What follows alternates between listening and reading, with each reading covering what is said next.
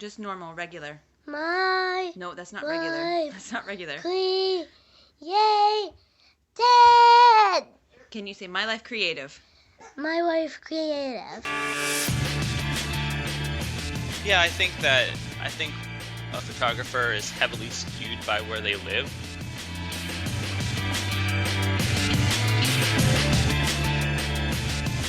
Neither of my parents had any really creative outlets or creativity in their bones at all. And ironically, my brother and I are the exact opposite.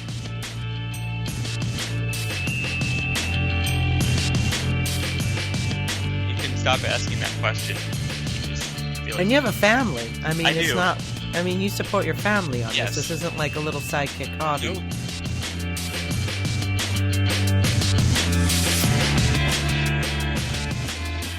And welcome everybody to My Life Creative. I am Richard Zombeck. I'm here with Pamela Joy. Hi, Richard. How's it going? It's going dandy. Great. Well, listen, before we get started, I want to remind everyone that you can find us at mylifecreative.com. You can find out how to support us and also how to review and rate us on iTunes. We do need your support to keep going. So this episode's interview is with Michael Ash Smith. Pamela, you did the interview, so why don't you tell us a little bit about him? I would be happy to. Michael he works in wedding photography primarily, but we talked at length about artistry and creating from an artist's place. And I got to tell you, his work is really interesting. It's unusual, and he likened it to the word weird. He said weird a lot, but weird in a good way. So we talked a lot about how he approaches his work, how he got into photography, how he's always been creating. I was particularly interested in him because he lives in Pennsylvania, not close to where I grew up, but I understand the environment that he's working in, and a lot of his work is in natural environments. So I had a lot of questions for him, and I got to tell you, just at the end of it, I haven't felt really that excited in experimenting and trying new things. And like, he really shifted my head a little bit about how you can look at something a little differently and how you might approach something a little differently. So I'll just leave it at that. I'll just end with this, with him. He's predominantly 97% film, and not just because it's film, right? He enjoys the feel and the sound and the effect of film, but he does work with digital. Like, he's just found film works for him best. And I think it's amazing that he does the work he does in Polaroids and in medium format and 35 millimeter. So very interesting. So he does the whole darkroom stuff and everything. No, he doesn't. He doesn't have a darkroom. He primarily uses film because he hates to be at a computer, and he would rather be shooting than editing. He does not like Photoshop or any kind of post-production. So film works for him. He sends it out to a lab. They process. It comes back digital. He posts it. He's done. Wow. So born in the wrong century, I guess. Or the right century, because you had to process your own film before, you know? Yeah. All right. Well, let's listen to the interview, and we'll come back on the other side. Okay. I don't know. I'm not a big fan of this area, so I've been okay with staying out of it. I tend to kind of gravitate towards the West Coast. So, Philadelphia is not a region where I particularly love, so I'm not. That's really, interesting, because all of your work is so immersed in nature and Pennsylvania and woods, and I mean the scenes are kind of I know them because it's what I grew up in. So it's interesting that you're. Yeah, I think a photographer is heavily skewed by where they live, which is. I don't know if I haven't determined if that's good or bad. I always wonder that, because there are people that are photographers that are blessed to be in an area where it's either something that's upcoming or something that is people find attractive at that given time, and in some weird way you're kind of thrown into this mix and you have a almost advantage over other photographers because of where you live. But that being said, yeah, I think that you draw from what you can from around you and use that to your advantage. So I can see that it being that kind of a Pennsylvania feeling to the images, because that's pretty much where I work. So it's going to naturally have that feeling, that style. So if you grew up in Pennsylvania, right? That's where you grew up. I was born in Buffalo, but I only lived there for about, I don't even remember it. So maybe a year or two. And then my dad lost his job there, and then we moved to Pennsylvania. So I've been here my entire life. So growing up there, what was that like for you? I mean, were you interested in art or making things or music or poetry, or what was it like growing up? I think that we grew up in a blue collar family. Blue collar. Well, I mean, at first it was blue collar, and then it kind of turned white collar. So typical suburban white suburbs. At first it wasn't. I mean, we grew up in an area where it was kind of newly developed, and my parents took a shot at it. It wasn't something that was established yet. It was basically a brand new area, but they got really lucky in that they moved and lived in an area where it kind of skyrocketed to something that everybody desired. So the school district that I was in was one of the top ones in Pennsylvania. So people started flocking to the area. So I think we grew up in a regular kind of suburban setting, and my parents being just regular workers. My dad was a salesman, and my mom didn't work for the first few years of when my brother and I were born, but then went and got a job, and she was in insurance. So typical standard suburban jobs, and neither of my parents had any really creative outlets or creativity in their bones at all. And ironically, my brother and I are the exact opposite. So we both did everything creative. I was in bands. I played in the band. I was in rock bands. I drew all the time. I wrote things. I didn't really get into photography until my mid to late 20s, but I still loved photography, and I had friends that did it and followed it and enjoyed the process, but I just never really picked up a camera. And my brother was always into music, and now it's funny because I'm a photographer, and my brother is a sound engineer, so he records music. So we went from being this typical family that you would think of in the Philly suburbs, and then it's kind of flip-flopped around, and my parents to this day do not really understand what my brother and I do and still don't think that we have like livings. Like they just don't, it doesn't register with them. My dad is always like, well, so are you still making money? I'm like, yes, Dad. Like, geez. It's been 10 years. You can stop asking that question. I feel like. And you have a family. I mean, it's not. I mean, you support your family on Yes. this. This isn't like a little sidekick hobby. No, not it's that. not a hobby. Not that there's anything wrong with that either. Not at but all. it is like your bread and butter. This is how you make a living. Yep. I worked in banking. I was following that sales kind of route in my 20s. I worked in banking, and then for a few years I needed a job. My parents divorced. I couldn't go to college anymore. They were like, "We're not paying for you," and I was like, "Fine, I'm going to take a year off." I needed a job. My buddy's dad was a vice president of a local community bank where I was living. Got a job through him.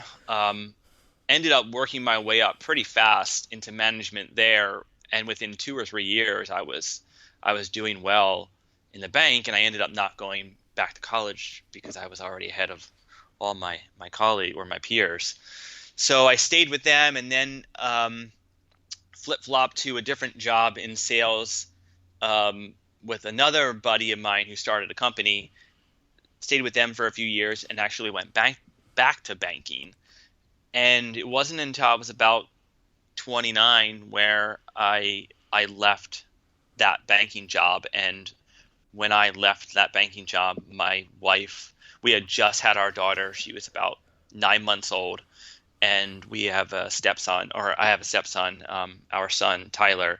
So he was, I think, 4 or 5, and I basically just one day said, I'm not cut out for this life in this kind of business world, sales, corporate world, and I quit. And that was in the spring of 2009. Wow. And so Kathleen, who was my wife, didn't work. She stayed home with the kids, and I said, "Screw this! We're just gonna try this and do it." And that's the way we've been ever since. So that was just under 10 years. Not 10 years, but you know. Right.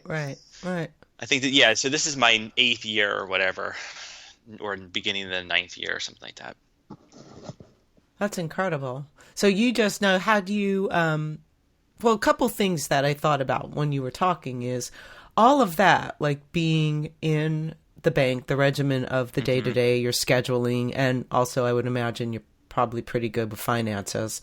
So those are really good skills to have that most artists are, there's that side of it. And then the other side is you were talking with people, especially if you were in sales. You had to connect with people and work with them and figure them out and have a conversation with them. Again, another big part of, particularly in photography, if you're working with people, is being able to connect. So how do you ever think about those things, or is that just... I attribute any success that I have to those two things. Huh. So I feel as though, in some weird way, it's almost like I'm thankful for those things that happened first. I do always think about, I wish I was that artsy 19-year-old that got straight into photography. I could have been 10 years ahead and all these things, because I didn't really start until I was about 30.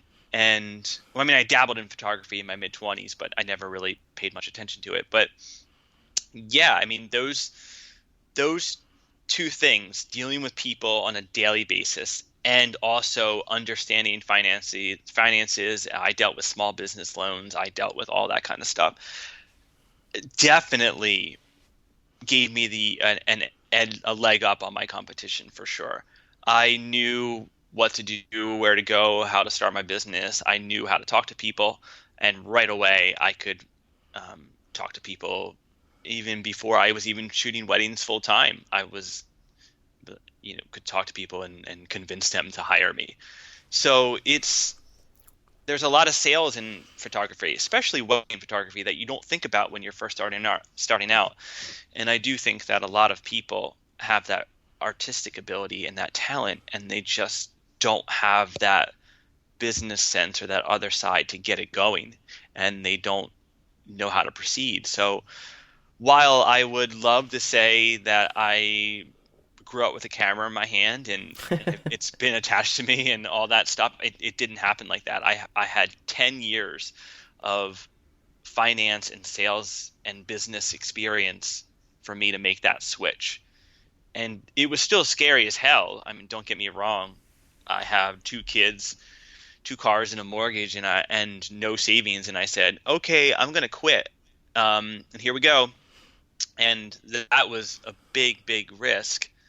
But I definitely am thankful that I had those things at my disposal, kind of armed me for what I needed to do. So yeah, I think about that all the time. And I tell people that all the time too.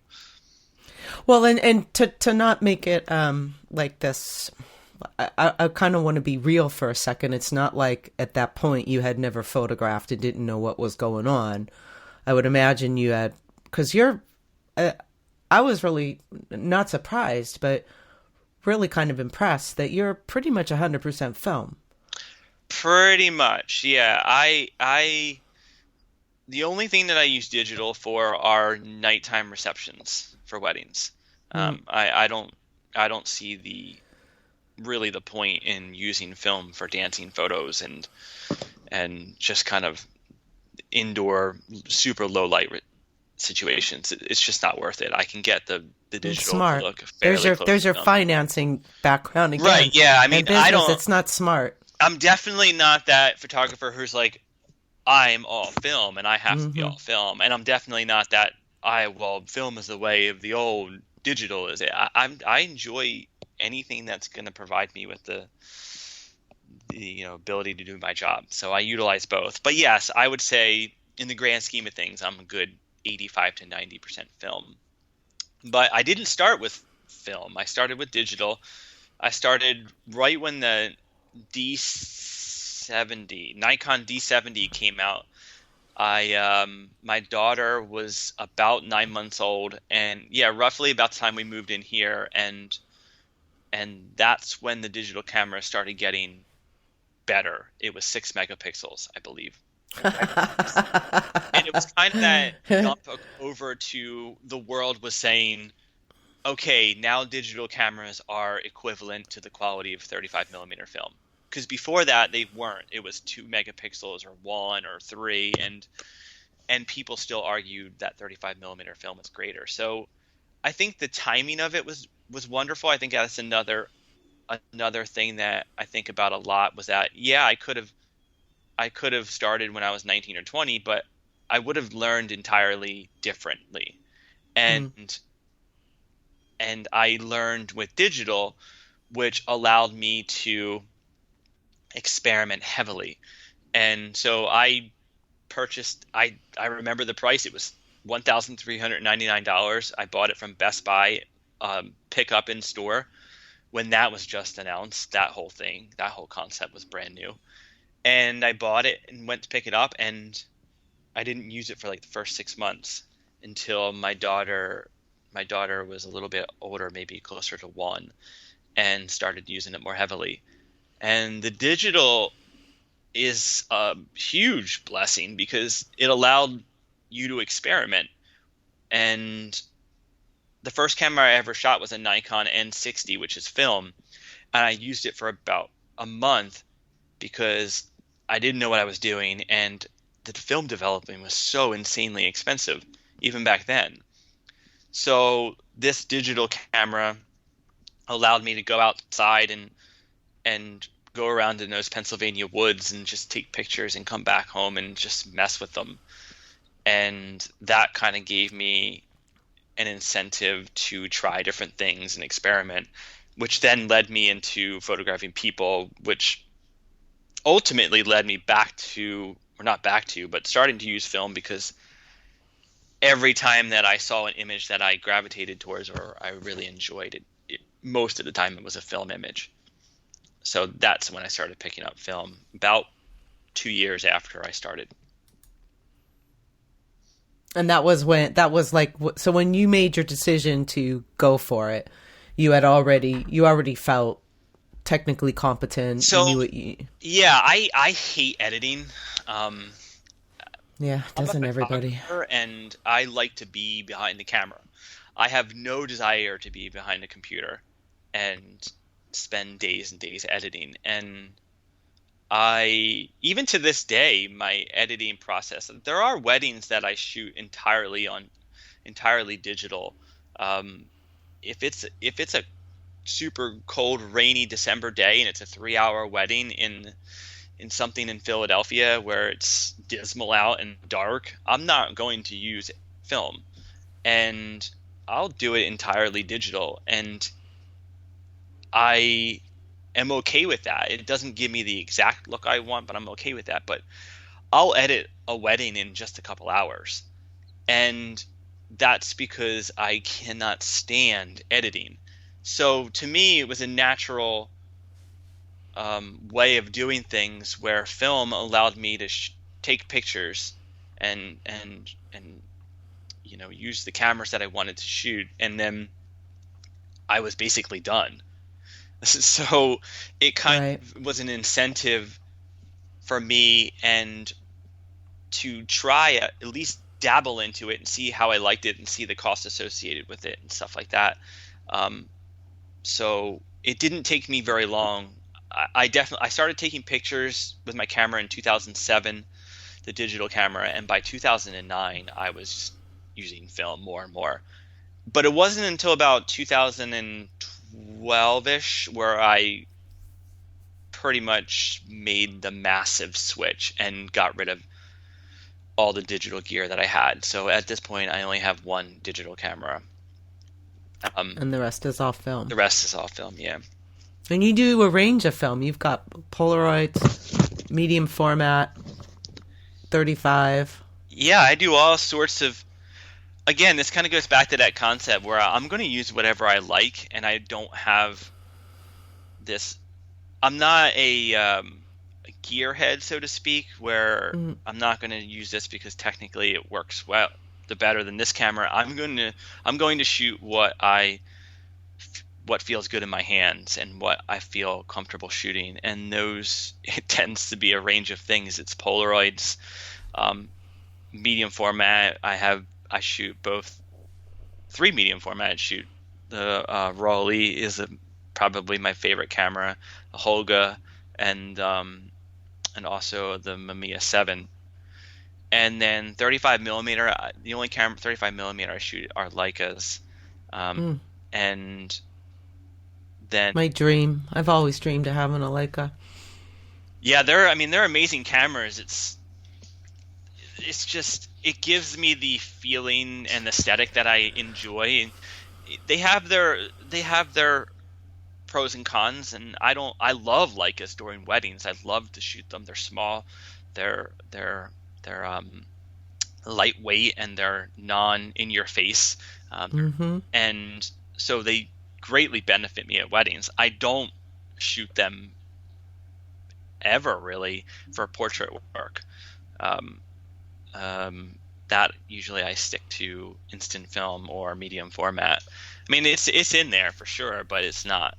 No, that makes sense. Its strength is documentary. Right. It's definitely a faster, more documentary camera, so I use it to that strength. But yeah, I'm all over the place with the film stuff. I think it gives me that, like, there's safety in digital, which a lot of people love and desire, and I've never been one for safety, and I love. That's interesting. So to explain that a little, or talk about that a little bit more. You don't like safety. Is that like where? I think that if you are safe in your ways, I think you just become you just kind of settle in, and settling in to me is never really a good thing when it comes to art. I think that the safer it is, the less challenging it becomes, and the less artistic you can be. So I enjoy, even though it sounds horrible, I enjoy those flaws and the challenge that film presents me, and I almost get like a kick out of it, and it makes me rise to the occasion and do better. And it's funny, every time that I say to people all the time, and I'm sure other people have the same feeling, but whenever I'm put into a position where I start to worry about if I can do it, I always get my best work, because it's just, you're forced to navigate a situation that you haven't really come across, and because of that, your sense of awareness is heightened and you end up doing better. I mean, that's what I take from it. The best shoots and sessions and weddings I can recall are the ones that I've been challenged the most. And what's a good example of that? Okay, so I was doing a shoot in New York City a few years ago. It was an engagement shoot, and I don't bring digital to portrait sessions, so I only bring film on purpose.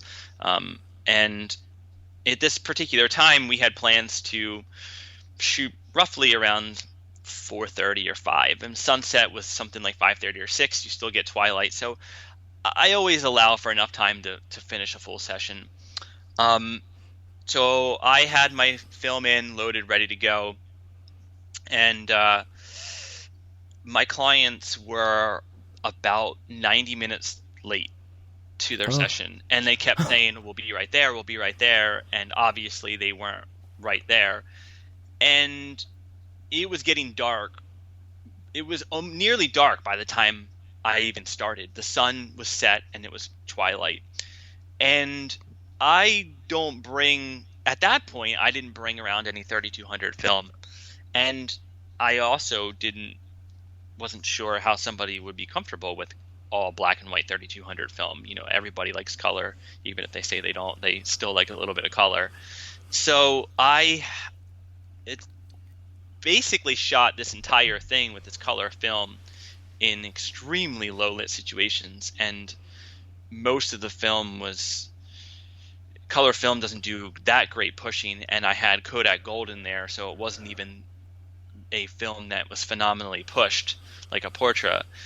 And I was worried the whole entire time. I was shooting at shutter speeds of 15 and 30 for a lot of things, and it was a bit of a challenge, and I was a bit paranoid because it's not personal work where I can just be like, whatever, I don't really care. These people paid me and they pay good money to have me, and they're expecting something good, and I don't ever want to come back to somebody and say, yeah, I screwed up your images, sorry.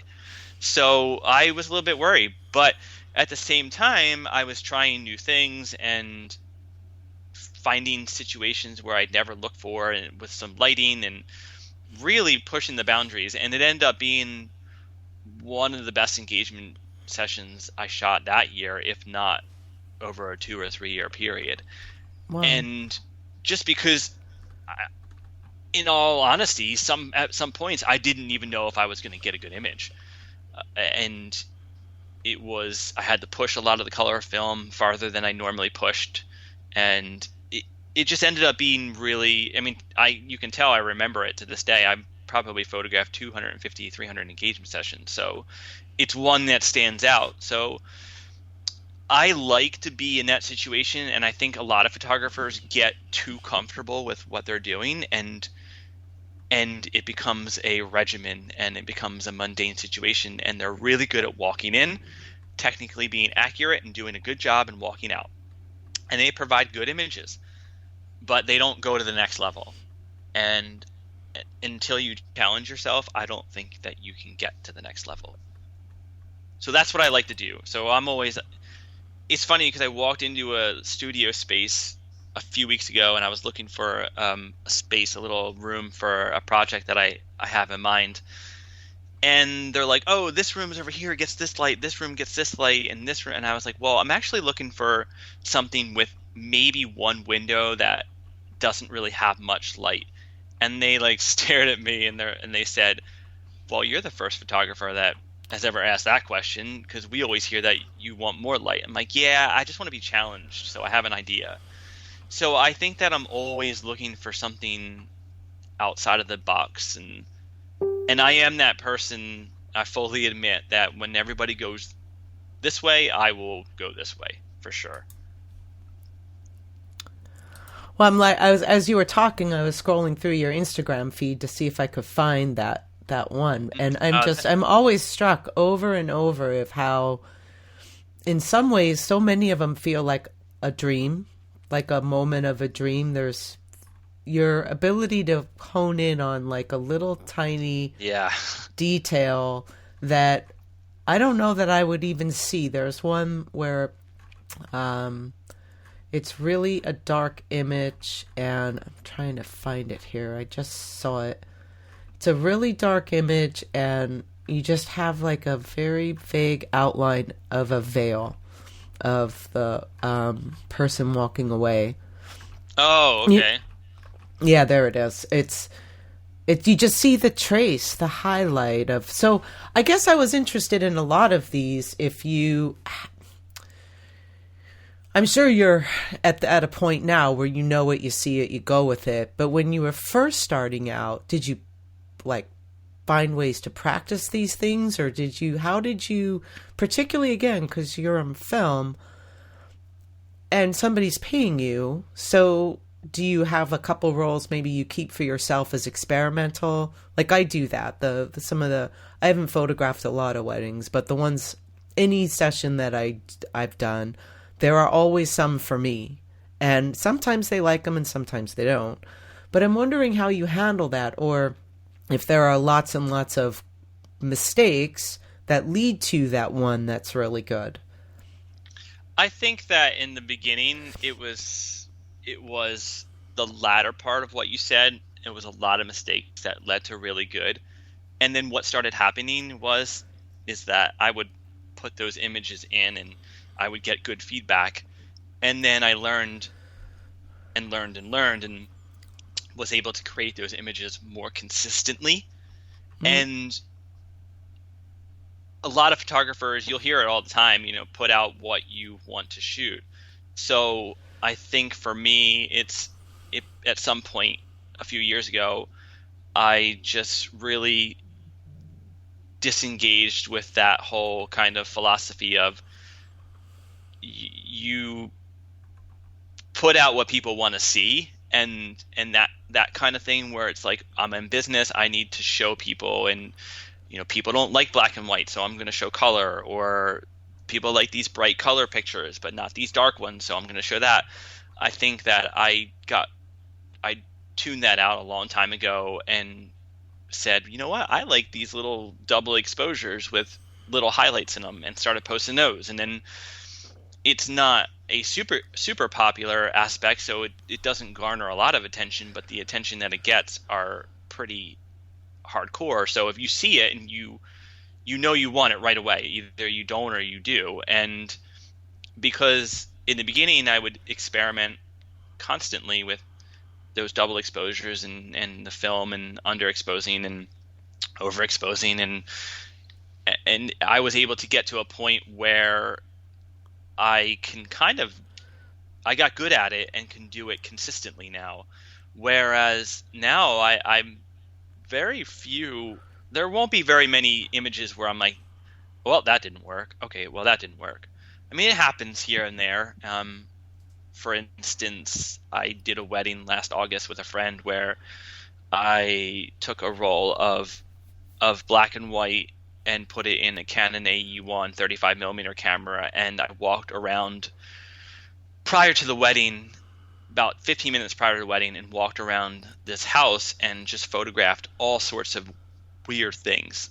Like I photographed paintings and pictures and some bushes and some trees and windows, and then I took the roll out, rewound it first, not take it out, but rewound it, right. Took the roll out, and I had it marked with a little Sharpie. I marked where I started the roll, put it back in, and then reshot it throughout the entire day. And so out of 36 shots, I think I only used or liked maybe 5 or 6 or 7. So that's a low keeper rate. But at the same time, if I was going to be happy with 1 or 2, because it was such a weird thing to do, I didn't have any idea what I was shooting over. So right.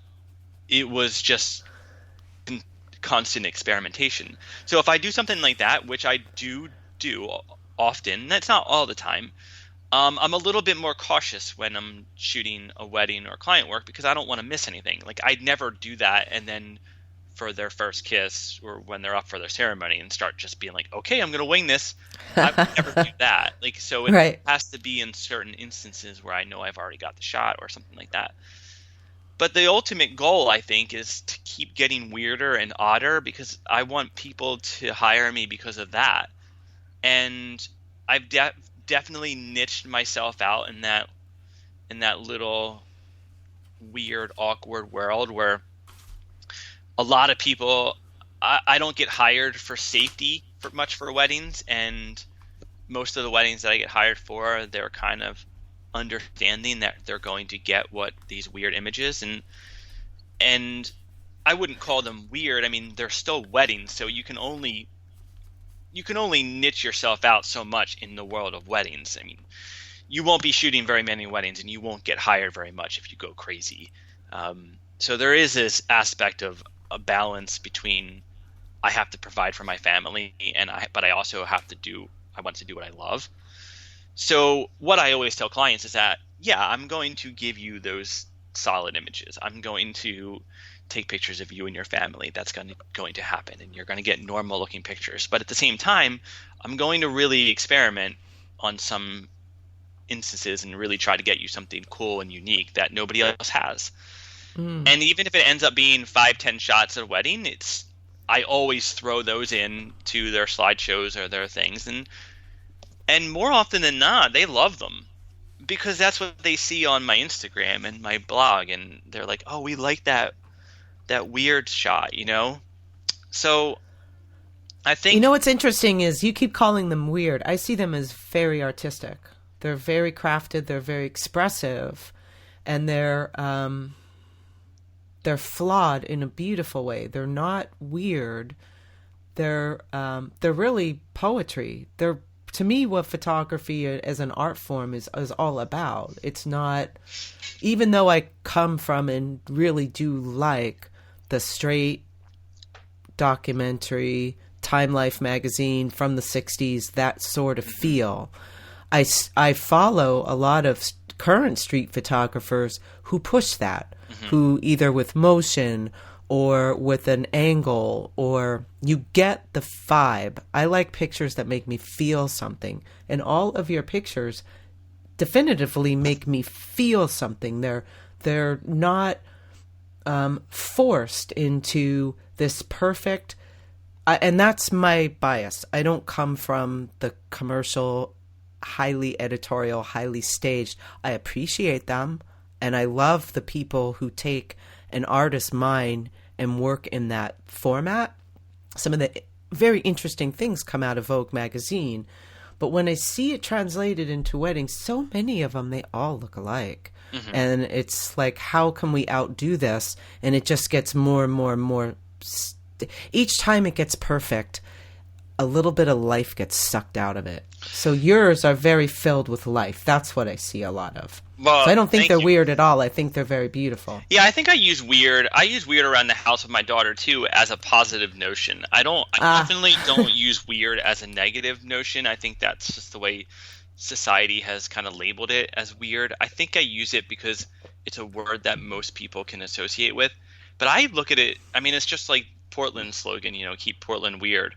It's I think even like that, and I use it as not as a marketing tool. Like I'm not out there going, I'm weird, look at me. But at the same time, I definitely use it as a positive thing. Like, my daughter is weird, and I love that she is, and I always tell her that. I'm like, you can stay weird as you want, hun. If you call it weird, fine. It's fine by me. I don't really care.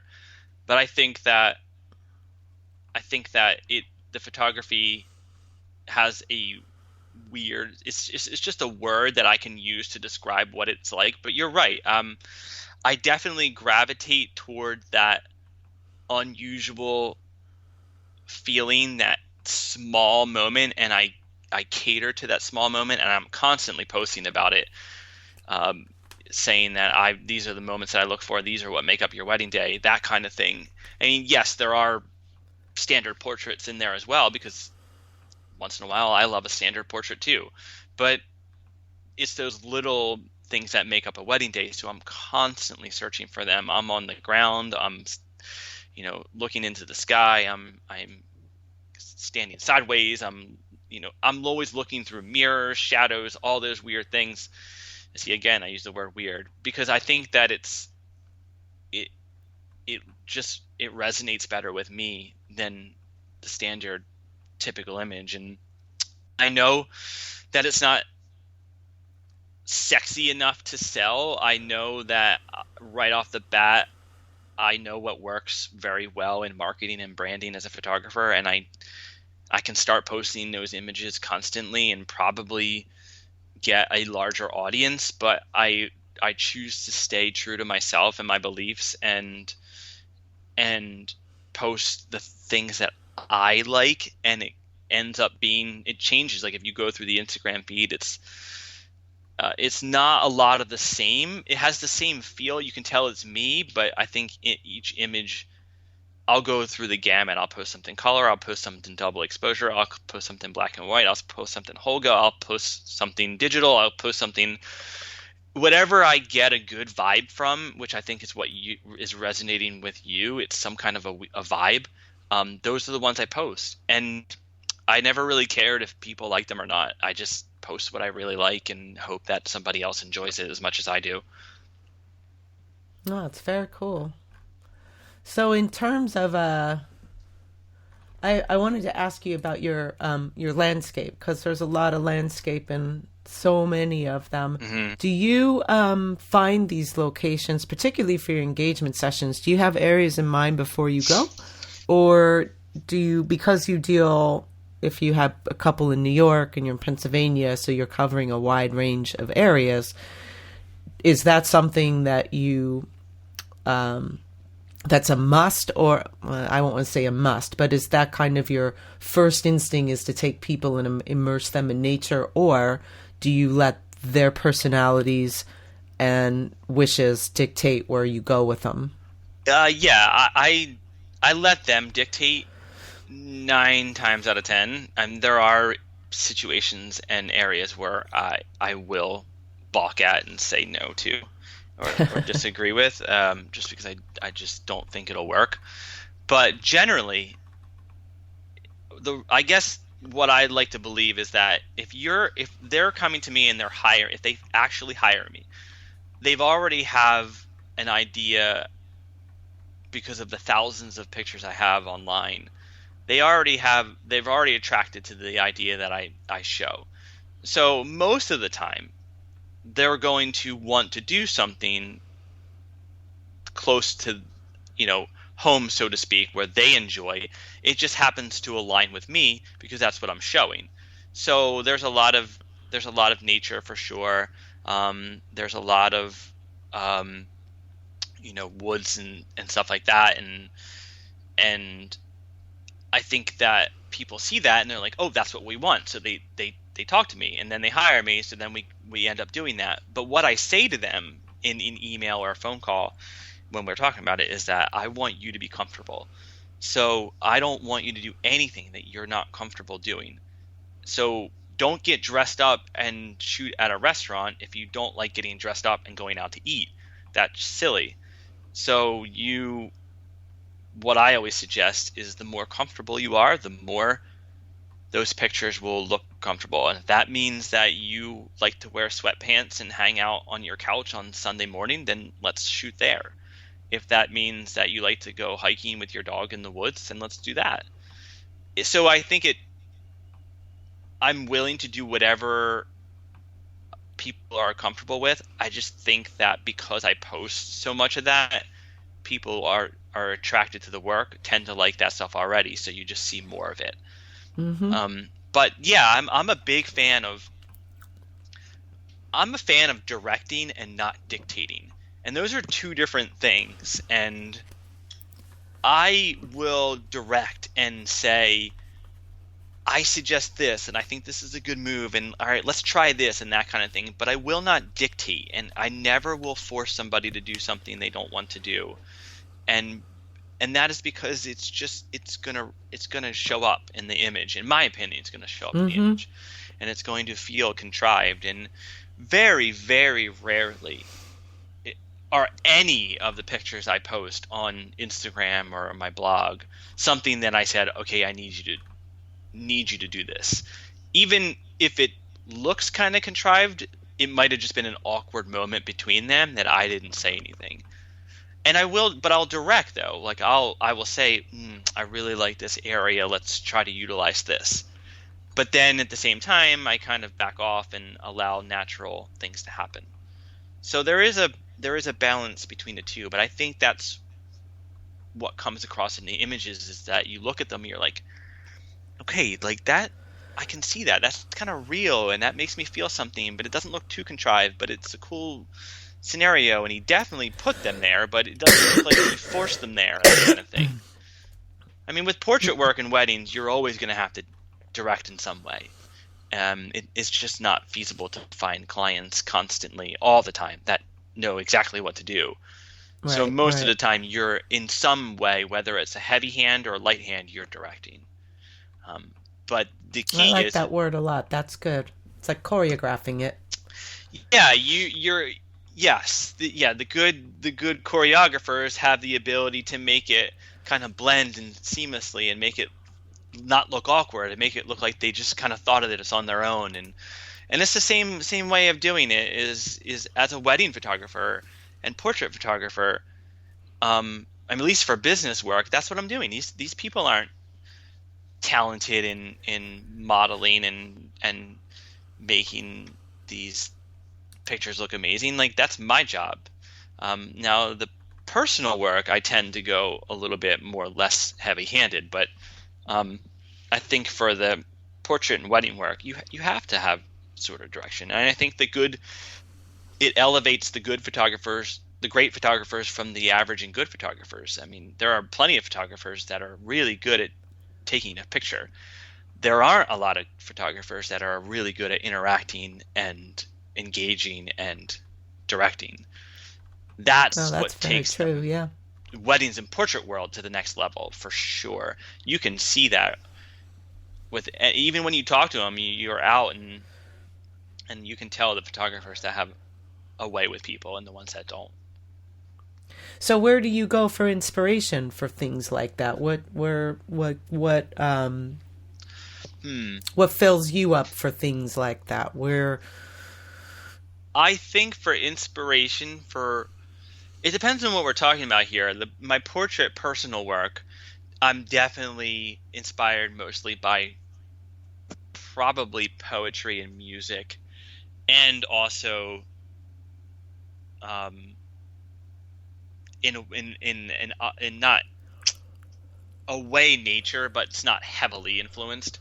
I think for weddings and a more kind of business approach, I draw more inspiration from the environment that surrounds me that day or that moment than I do anything else. I very rarely look in a magazine or read a book and then I'm like, oh, I can apply that to weddings.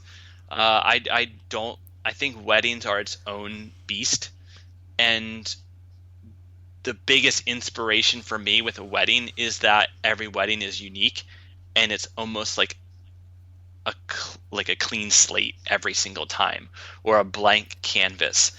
And what I look at a wedding as is, when I go into that wedding, is I have this empty space in front of me, and I'm a painter, and I can do whatever I want for the next 4, 6, 8, 10 hours, and to make that canvas look awesome. And each wedding is a different ballgame, and I may walk into a wedding and it's, like I said earlier, it's a cold, rainy day in February in Philadelphia, and it will look cold and rainy in like a Philadelphia wedding. And then I could be hired to photograph a wedding in the summer in Hawaii, and it's going to look like that. So I don't draw a lot of inspiration from outside sources for wedding work. For wedding work, I am definitely inspired by the people in front of me and the location I'm put in. And very rarely do I get to go and see. I don't really scope out ahead of time or scout too much ahead of time, because like I said, I'm this maybe crazy person that loves the challenge, and you have a lot of trust in the unknown. I do. I have a lot of trust in my ability. I'm very confident in what I do. I'm very critical of what I do. So, I mean, we all know photographers and artists are critical of themselves. I'm highly critical of myself. But at the same time, I'm extremely confident. So I walk into anything, I'm like, okay, I got this. Here's what we're going to do. And that, I think, inspires me the most. But for personal work and that stuff, it's music, heavily music and writing and poetry. Who do you like listening to? What's the music you like to listen to? Lately, it's this singer-songwriter, RyX, which is RY and then a space and then X. He's been it's super melancholy and sad, and I love dismal and sad. And I'm with you. I like the minor chords. Yeah, yes, the minor chords are definitely better than the major chords. I'm a huge fan of Tallest Man on Earth. He's probably my go-to guy. The band Daughter is a great band that I love right now. Again, moody kind of folky guitar work, singer-songwriter stuff. I don't do much upbeat stuff, not lately at least. And I grew up in hardcore and punk and metal, so I'm always playing that kind of music too. Oh, I understand. Because we're getting close to our hour here, so I always ask, how do you deal with, in today's world, disappointments, setbacks, competition, social media, pressure, blogging, never enough time, and millions of images, editing, the edit meaning more choosing a picture, particularly when you have a mass of them to choose. How do you deal with all this stuff? And has there ever been, like you hit a wall or a disappointment or a setback or mean-spiritedness, or how do you kind of take in all that stuff and keep going? Man, that is loaded question. Yeah, I mean, I could spend the next hour talking about all of that. I think that the drive to create something unique in me is massive, and I think to answer that question so broadly is that drive basically beats out all that other stuff. And I hate to make that so broad, and I could go into all the nuances in that and really dig deep, but in all honesty, I firmly believe that I am here to do something unique and create something unique. And I will strive to do that. And I am highly critical of myself, and I put myself down. I have extremely low self-esteem. And I've hit plenty of walls. I've hit plenty of situations where I'm like, I don't know what to do right now. Every winter, I go through that kind of 2 to 4 week rough patch where you just think you suck and everything else sucks, and I do it all the time. But my drive to create something that nobody else has done and nobody else has seen outweighs all that bad stuff, and it is, quite frankly, one of the only things, there are very few I'm sure, but one of the only things that keeps me moving along. And that, I think, is why I explore all sorts of different mediums within photography itself, and with film and digital, medium format, Polaroids, 35 minutes. I explore all these things because I'm constantly seeking and searching for something new and exciting and different. And a lot of people will say, and you hear it too in music, and I always compare photography to music because I think they're almost identical. I'm sure you've heard, how much more music can we get? I mean, people have done everything, and yet we're constantly find something new, and it just so happens that I don't know how it happens. It just does. And I think that's the same with photography. I think a lot of people are so quick to say, well, everything's been done. And even I say to myself, I'm like, everything's been done. There's nothing else you can do. You can't make that any different. And then I'm like, but what if I can?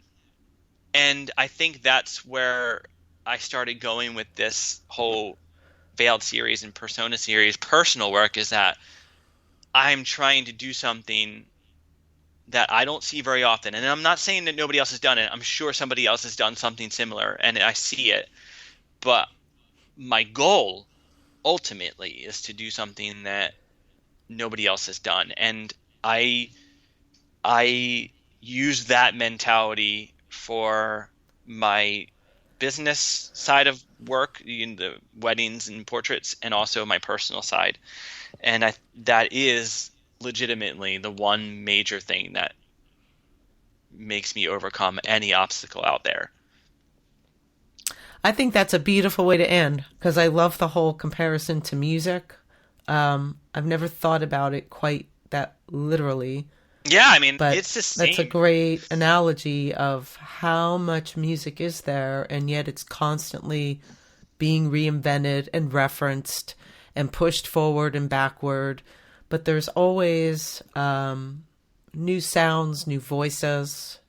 You're right. Right, and there's always going to be the popular musician that everybody's like, well, they're just catering to the masses. And there's always going to be the popular photographer like that. And there's always going to be I tell people a lot, and I held a retreat with my buddy a few months ago, and we talked about this, and it's like I like to equate my goal as a photographer as being something like Sigur Rós in music, where they're not massively mainstream, and they're not hugely popular, but man, do they have a loyal following. Yeah. And that's because the people expect something better and higher and more unique each time. And you may not like it every time. And there are albums that I love more than other albums. But at the same time, I know that I'm going to get something from them that not many people have done or have ever done. And I respect that. And my goal is not to jump to stardom and fame and popularity with photography. It's to create, and it's to create something that nobody's ever created. And I may never get there, and that may never happen, but I'm going to try my best to do it. You're on your way. And there's a lot of images I've never seen before that you've created, so thank you. Yeah. We should really close that you are having a workshop, correct? Well, I'll have one I don't like to call it a workshop because that's it's a retreat. Let's call it a retreat, a gathering, a retreat. I was thinking about holding one this spring, but I'm going to pass on it, and it's going to be this November. There's a lot of stuff that came up where I want to make sure that I put the time and effort into it. I can. So there will, the next one will be this November. I don't know where yet, and it will be with my buddy Narav again. So there will be a retreat. And okay, so you're not doing the one up in near in the Hudson Valley. No, I'm not going to do that one this time around, just because we might move very soon, and it's really causing a lot of chaos, not stress, but chaos, right? And I don't want Go figure. We're all thrown into chaos these days. I don't want to not put my heart and time into it because I want to make it good. So there will be one in November, and I definitely want to do one in the Hudson Valley. I don't have an answer as to when yet. So I kind of postponed it, so to speak. I'm thankful for that because I'm interested in that one. There was a ton of interest. And I love that area. Yeah, and I got a lot of emails saying will you do that again later this year, maybe the summer? So I think I just have to figure out what is going to happen. But there will be one in November and possibly one again in the Hudson Valley or Catskill region. But I really liked the first one we did.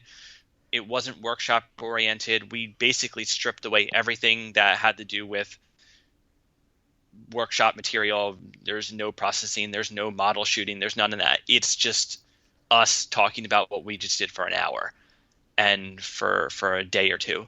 And that's cool. It's really good. It was very enlightening, and it was very impactful, and it impacted me far greater than I had originally thought it would. And we got a lot of good feedback from the people that participated. So I'm looking forward to doing more of those, because I think that more of that stuff is needed rather than the typical show and tell kind of mentality. I like the idea of inspiring and talking. I agree. There is a lot of helpful knowledge-based, technique, and then immersion in that technique. But there's the I will always go back to, I'm so thankful I went to a workshop with Mary Ellen Mark. That would have been awesome. And it was intense. I mean, when you had mentioned that you were insecure, I mean, I walked in there, I felt like I was in art school all over again. Oh my God, I suck. What am I doing here? I'm old. Look at these kids. And then, I brought my portfolio, which I was semi-proud of until you see other people's portfolios. Right. And I was feeling punier and punier and like, oh my God, why did I come? Yeah. And, then you go through I did my thing and then I went to her lecture. I mean, I left, I went to a meeting, I cried, I just wanted to leave, and I went to her lecture that night. And in her lecture, I really looked at the fact that she photographed everything. There wasn't anything that she didn't photograph. High, low, up, down, cool, sterile. She did it all. And so the next day, when she took us to this fair up in New York State, this old, like very small town, rural town county fair, and turned us loose. And I'm going to tell you, the piece that I took away the most is tell them your purpose, who you are, what you're doing, and why it matters. It changed everything for me because I had no problem. I went around and I was tasked with doing portraits, and I did. And it was it was interesting that a lot of people who were very comfortable turned out being not so comfortable. Some people who had great portfolios really didn't do this task that well. And I found it very freeing.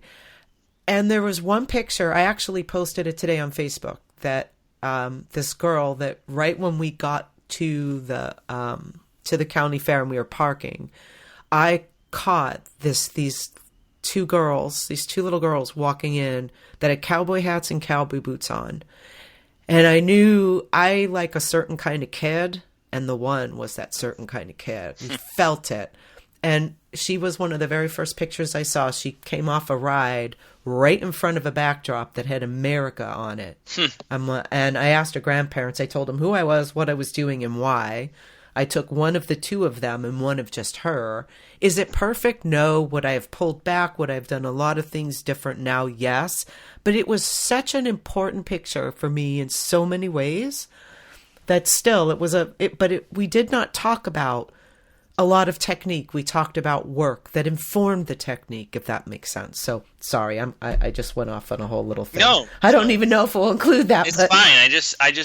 I think that in this day and age, it kind of goes back to what you just said. It's I like being thrown into a situation and having to fend for myself, and I am not good at setting things up. And I think with this day and age, there's so much style and not a lot of substance, and it's people tend to set things up and have things delivered for them in front of them, and they kind of do the last bit of the shooting, and there's a lot of editorial and there's a lot of this and a lot of stage things, and I agree with you. I think being thrown into a situation it benefits every photographer regardless of what style you are, and I think that's kind of where my personal belief is that workshops started to go down a road where I don't like the road that they went down, and they got too much about fame and popularity and being next to so and less about what you just said, and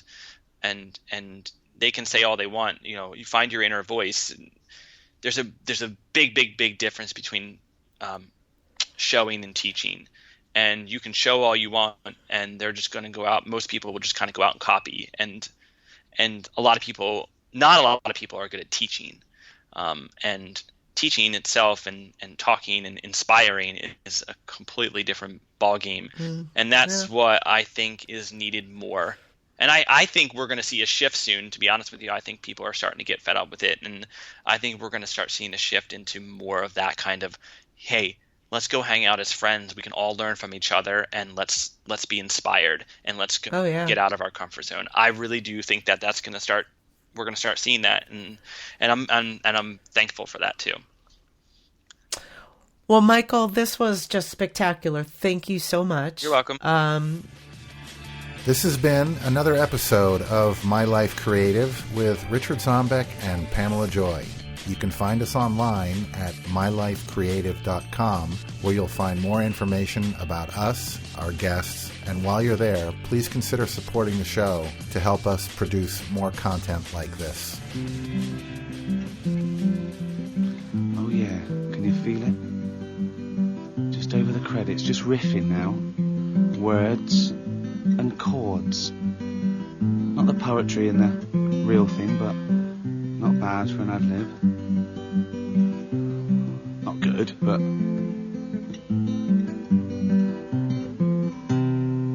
And it's not long enough, so just do a little bit more. And that's nearly done. That's the final credit there. That's the end.